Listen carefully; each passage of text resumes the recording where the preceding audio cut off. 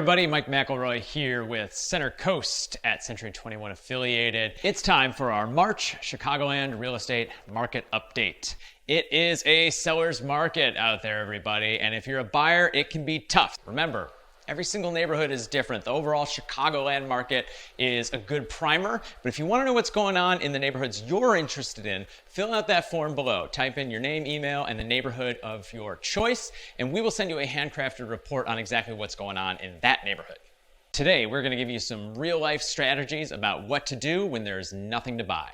But first, we're going to do the numbers and see where the market's at. Median prices, let's start there. Overall, in the Chicagoland market, median home prices are up 10.8% to $282,500 over the last 12 months. In the city of Chicago, home prices are up 4.7% year over year. That's up, obviously, but flat since about July. And in downtown Chicago, things are pretty steady. Home prices are up about 1.7% year over year. The number of homes that went under contract in the last month will give us a good look at the demand side of the equation, so let's get into that. In the Chicagoland market overall, there were 9.6% fewer homes that went under contract in the past month than there were in that same month last year. I almost botched that. It was hard to say fewer because that number has been going up for so long, but we're finally getting to the point where inventory constraints and, to be honest, the increase in interest rates are starting to slow that growth down. Contracts are still very high. It's just that they don't have much more, they don't have much higher to go, and I do think interest rates are kind of dampening that a little bit. In the city of Chicago, also down, but about 1.7%. Still, again, very high, but down a little bit compared to last year, which was also very high. And in downtown Chicago, though, contracts are up about 17.2%. That's the best February on the books, going all the way back to 2008. So, similar trend to what we've been seeing. The overall Chicagoland market can't really get much hotter, so it's started to cool just a little bit, relatively speaking.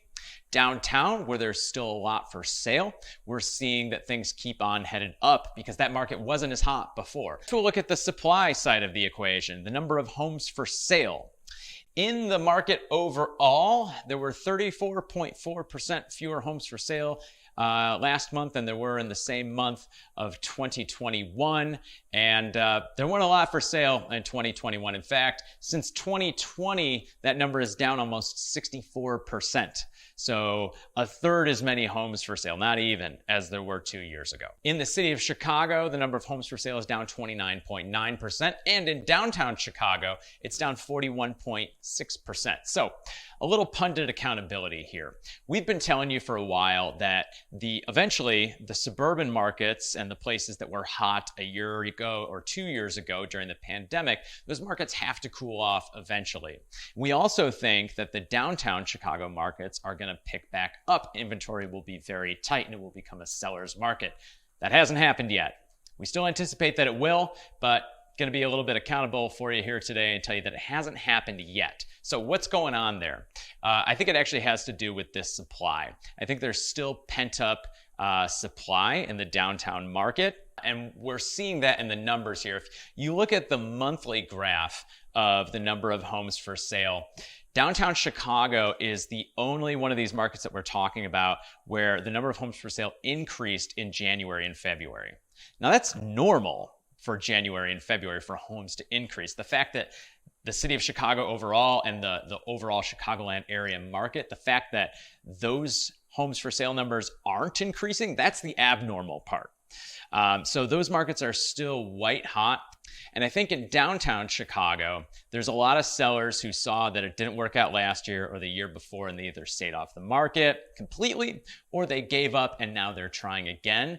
And that inventory is still out there. So that's why that bounced back a little bit. So we still expect to see that trend of a downtown seller's market and a softer market outside of that. Just hasn't happened yet. Okay, I promised you a little inspiration. It's tough out there for buyers right now, but you can do this.